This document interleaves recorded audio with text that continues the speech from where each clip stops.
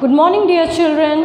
In the last class, I have already discussed with you about the acids, their basicity of the acid and dilute acid, concentrated acid, weak bases and all I have already discussed. Now see, today I'll discuss with you about the bases. In case of bases, we have a property called as acidity of base. Now what this acidity of base is? Acidity of base, it will denote the number of hydroxyl ions which are present in a particular base.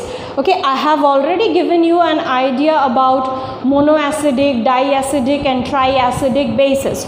Now once that is done or that has been told to you, today I will tell you about the different preparation of acids and bases. But before that, let me tell you one thing.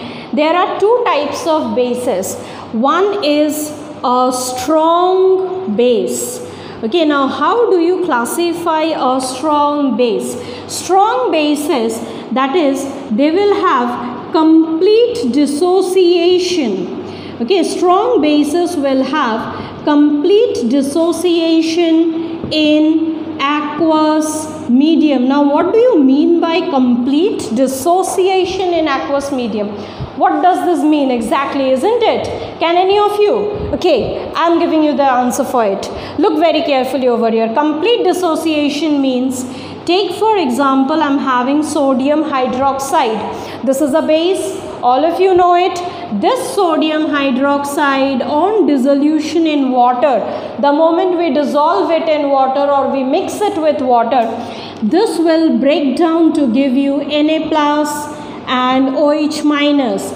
This is sodium ion and this is hydroxyl ion. So you see clearly over here, sodium hydroxide is completely broken down. It has completely dissociated into sodium ion and hydroxyl ion. That is why we call sodium hydroxide as a strong base, because it can dissociate completely in the aqueous medium. There are some other examples for strong base, that is calcium hydroxide, then we have what, potassium hydroxide, KOH. These are all the examples for the strong bases. Now let us move on to the weak base.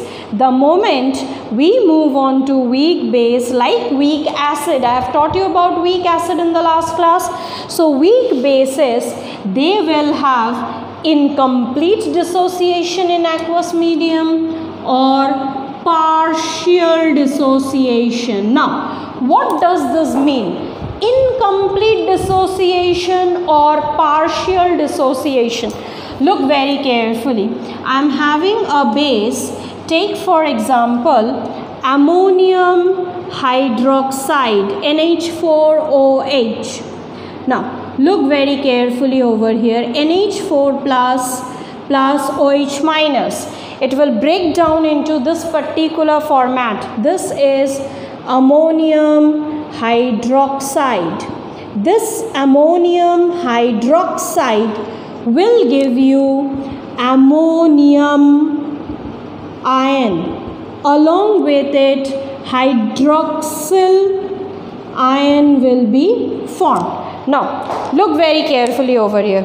This reaction, I have shown it as a reversible reaction. Now why? Because this ammonium ion, it will break down partially. It doesn't break down. This compound doesn't break down completely in the aqueous medium. Okay, this compound doesn't break down fully. It partially breaks down. Some unbroken ammonium hydroxide is still there in the aqueous medium. Now see what happens. This ammonium hydroxide, once it is broken partially, it forms ammonium ion and hydroxyl ion. Now this ammonium ion is very, very unstable. So it will not remain in this ionic form for very long time. It will recombine back to form ammonium hydroxide once again. That is why this base is considered to be as a weak base. Okay, for this particular reason we have considered it to be as a weak base. Now let us move on to the concentration of the bases. Now see children, if you look carefully at the concentration of the bases, let me tell you one thing over here, that bases actually have two types of concentration, that is concentrated and the dilute solution. Like the acids I have told you earlier, that is in case of bases we have one as a concentrated solution. The concentrated solution is already known to you, and the other is a dilute one. Now see, so concentrated solution means what? Concentrated solution means your solute will be more. Okay, solute will be more over there as compared to solvent. That solution is called as a concentrated solution. That means if you are preparing a solution of a base, then the amount of base should be more in that particular solvent, so that you can call it to be as a concentrated solution of that particular base. Next we have a dilute solution. So it's very clear, that is the amount of solute will be less over here. Okay, it's very clear, that is in case of dilute solution the amount of solute will be less. Okay, that means the amount of solute will be less over here. So that means solvent will be more. That means you have to take small amount of base in large amount of water. So that will give you a dilute solution. So is it clear to you? Okay, fine. Now let us move on to the preparation of acids. See children, once I'll be telling you about the preparation of the acids, do get them noted down in your copies, because you might forget their preparation. So on starting with preparation of acids, there are actually different methods. Okay, various different methods of preparation of acids are there. Okay, we have many methods. So to begin with a very simple method we will begin. See, you have already learnt about the different types of reaction, I suppose. Combination, single displacement, double displacement, reactions with metals and all. You have learned all these things.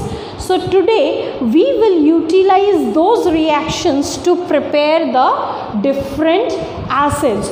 So let's see how are we going to prepare the acids. The very first reaction is a combination. Okay, either you call it to be as a combination or a synthesis reaction. So either a combination reaction or a synthesis reaction. Very simple. Okay, hydrogen in the gaseous form will react with chlorine in the gaseous form in what is the reaction condition that you need? You need diffused sunlight. Okay, for this you need diffused sunlight, and you will be left with 2 HCl over there. That HCl is actually your hydrochloric. Okay, this is your hydrochloric acid. Now look very carefully. For the combination or the synthesis reaction, I am directly combining hydrogen gas with chlorine gas in presence of diffuse sunlight to produce hydrochloric acid.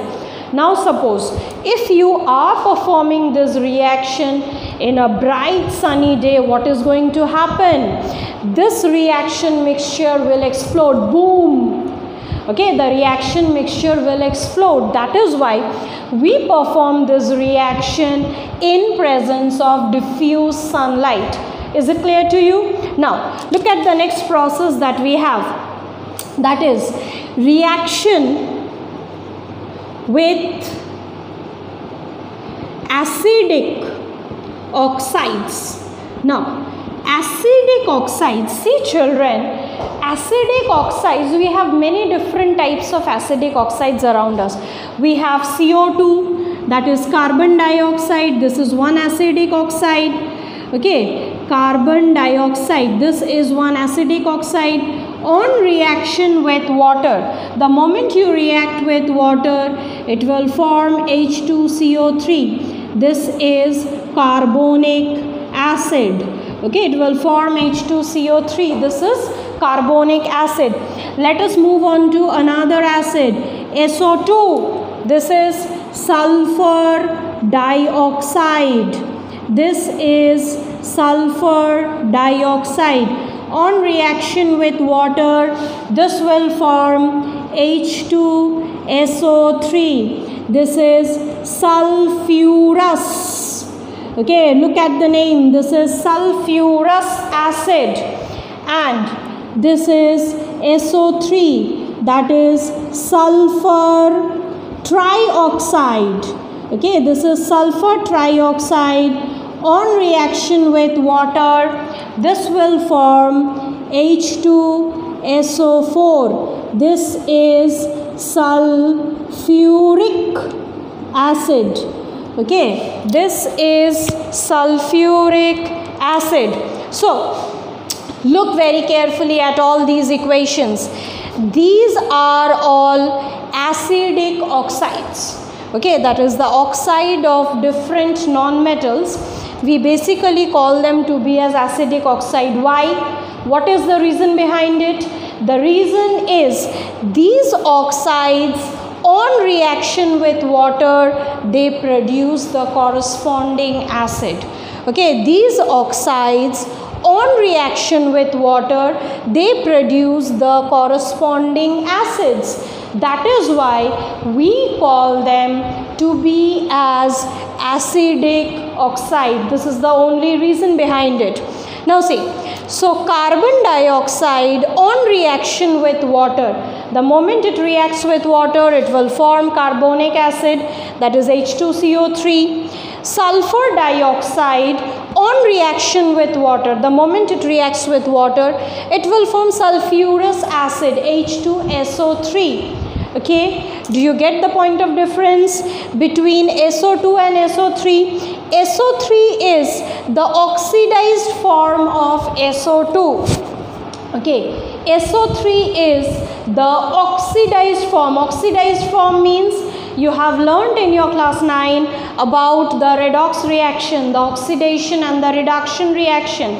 So from there, let me tell you over here, that is SO2 on reaction with oxygen will get converted into SO3, that is addition of oxygen.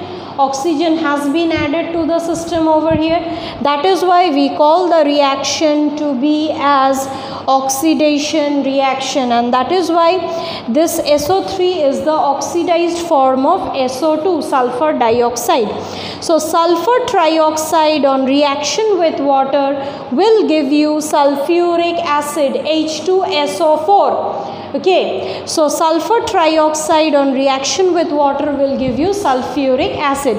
So these are the two methods that we have. Now let us move on to the next method, that is the third method. We call this to be as reaction with less volatile acid. Now what do you mean by reaction with less volatile acid? See, to be very specific over here, reaction with less volatile acid means, suppose you have a base over here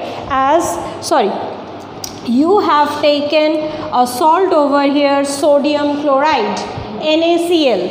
Okay, we have taken a salt, that is sodium chloride. Now to this particular salt, I am going to add H2SO4, that is sulfuric acid, and this acid is a less volatile one. I'll explain what this less volatile acid is.